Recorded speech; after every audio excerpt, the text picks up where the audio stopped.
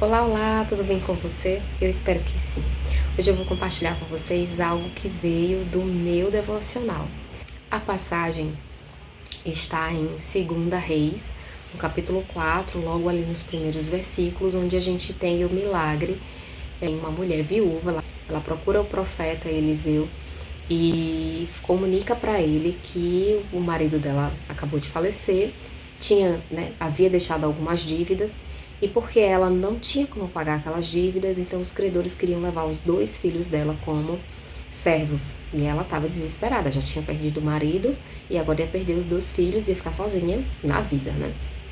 Então ela vai até ele e ele lança uma palavra profética sobre a vida dela, dá todas as instruções, e essa mulher, com muita fé, ela vai e coloca o passo a passo que o profeta Eliseu entrega para ela. Ela coloca tudo em prática e a gente vê o milagre de fato acontecer na vida dessa mulher. Então eu vou dividir com vocês alguns ensinamentos que a gente pode extrair dessa leitura. Acredito que o Espírito Santo teria muito mais para ensinar para a gente a partir dessa leitura, mas a princípio é o que nós temos por enquanto. Se alguém já leu essa passagem e teve outras experiências, o Espírito Santo te mostrou outras coisas, compartilhe também com a gente, porque é muito importante que a gente aprenda cada vez mais. Primeiro começa com uma pergunta, a primeira coisa que ele faz. Ele diz assim: o que é que você tem em casa? E isso é uma palavra-chave pra gente. O que é que você tem em casa? Aí ele pergunta: o que é que você tem em casa? Ela diz: nada. Pensando bem, tem sim. Eu tenho azeite numa botija. Aí ele diz: então corre, vai em toda a vizinhança, recolhe o número máximo de vasilhas que você puder, volte para sua casa, feche a sua porta. Essa é uma outra palavra-chave, hein? Feche a sua porta e dentro da sua casa o milagre vai acontecer. Aí ela parte com isso em mente. Ela vai em toda a vizinhança, imagino ela e os filhos batendo na porta, né, dos vizinhos, pedindo vasilhas emprestadas. E ela volta para casa, fecha a porta e ela começa a encher essas vasilhas que estão vazias. Os meninos vão ajudando, né? Então ela é encarregada de encher, né? Ela está encarregada de segurar a botija e encher as vasilhas, e os meninos de fazer o manejo com as vasilhas, né? Até que todas as vasilhas estão completamente cheias, não há mais nenhuma vasilha vazia, e então o azeite para de se multiplicar, o azeite para de jorrar. Ali a gente tem um encerramento de um fenômeno sobrenatural, né? De um fenômeno sobrenatural, o poder de Deus completamente ali. Aí ela: e agora? O que eu vou fazer com isso? Vou voltar para lá para ele poder me orientar. Ela volta lá onde ele tá e aí ele dá a orientação, que é: vá agora, venda todo o azeite. Venda todo o azeite. Pague a dívida do marido e viva com seus filhos do restante. Gente, esse milagre, que se passa em 7 versículos, ele tem muitas lições. Esse milagre tem muitas lições. E eu destaquei 4 aqui porque nas minhas orações e na minha meditação foi o que eu recebi. Mas eu acredito que há muitas outras lições para a gente extrair daqui, mas eu vou compartilhar com vocês essas 4.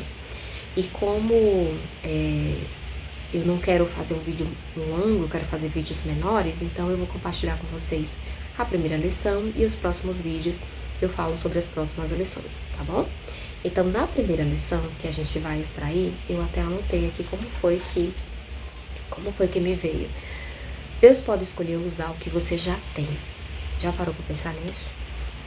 Às vezes a gente está desesperado por uma solução de algo que está nos afligindo, e a solução pode estar dentro da nossa casa. Deus pode querer usar para completar o seu milagre, Ele pode querer usar algo que você já tem. Ele precisa? Não. Ele tem poder para fazer cair maná do céu. Porque Ele não já fez isso? Ele faz muito mais. Então Ele pode fazer o impossível, mas Ele pode escolher fazer você participar do seu próprio milagre. Então ele pode querer fazer com que você tenha alguma participação nisso, ele quer a interação. Ele pode escolher usar algo que você já tem.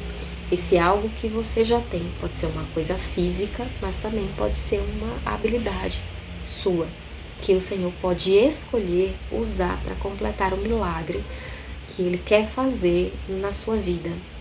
Então, essa é uma chave preciosa para a gente. Quantas vezes as pessoas observam habilidades que a gente tem e destaca para a gente algumas habilidades. Eu lembro que na minha época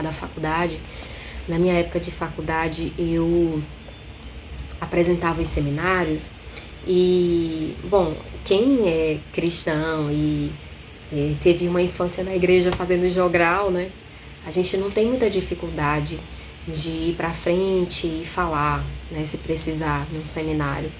Então, eu me desempenhava bem, graças a Deus, eu me desempenhava bem nesses seminários. E aí uma das professoras, uma única professora, ela falou assim, olha, você apresenta tão bem os seminários, você já pensou que no futuro você pode ser professora? Aí eu disse, não, mas eu tomei aquilo como um elogio e fiquei muito feliz com ela por aquilo. Então, o tempo foi passando. Quando eu formei, eu fiz algumas pós-graduações, tentei fazer mestrado, não consegui, o mestrado só veio depois. E aqui em Salvador, aquela palavra de uma mulher que passou um semestre pela minha história, aquela palavra daquela mulher veio se cumprir e eu me tornei professora aqui em Salvador. E eu lembro do primeiro dia, que foi o dia que eu fui participar dessa lição, eu tinha que dar uma aula e eu tava muito nervosa, muito nervosa. Eu tava tão nervosa que eu liguei pro meu marido e eu disse assim pra ele, eu vou desistir, eu não vou não. Aí ele fez assim, não, você já tá aí, claro que você vai, entra e vai fazer, vai dar sua aula. Era uma aula teste. Vai dar sua aula, vai dar sua aula. E eu entrei e eu dei a aula e eu não lembro em que velocidade eu terminei, mas deve ter sido assim, a jato. Mas deu certo e no final das contas os alunos gostavam bastante, né, da aula que a gente dava. Então foi assim, foi muito bacana. E eu acredito que Deus ele tem muito mais para fazer pela gente e através da gente. E eu acredito muito nisso. E às vezes, quando a gente está no meio do turbilhão, a gente esquece isso. E às vezes a mente da gente leva a gente para pensar sempre no pior e esperar o pior. E quem tem fibromialgia sabe que sofre com pensamentos catastróficos, que não é uma coisa boa, mas então, por isso mesmo é que a gente precisa estar sempre atenta, orando, lendo a Bíblia e pensando no poder de Deus e buscando sempre estar na presença dele para a gente controlar essas coisas, porque às vezes quando a gente está no meio dos problemas, bem no meio mesmo, bem no meio do olho do furacão, a gente esquece que a gente é filha. A gente esquece que a gente é filha, que nós somos filhas de um Deus todo-poderoso. Ele não é só poderoso, ele é todo-poderoso, ele tem todo o poder para fazer o que ele quiser.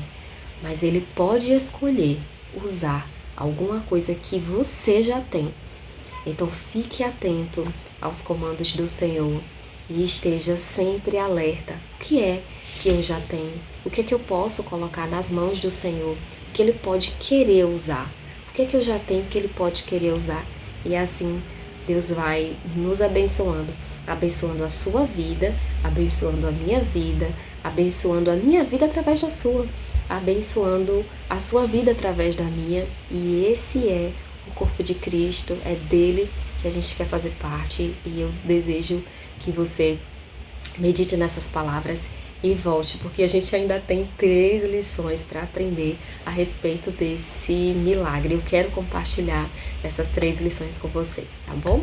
Eu fico por aqui, um beijo grande, compartilhe esse vídeo, se você achou interessante, compartilhe esse vídeo com mais pessoas, para que elas também possam se apropriar desse conhecimento e de repente a vida dessas pessoas ela também possa ser alavancada, assim como a nossa está sendo, né, pelo conhecimento bíblico que Deus vai nos ministrando, nos agraciando, e a gente vai podendo aprender cada vez mais do Senhor, que é uma fonte inesgotável de sabedoria. Um beijo, fica com Deus. Tchau, tchau.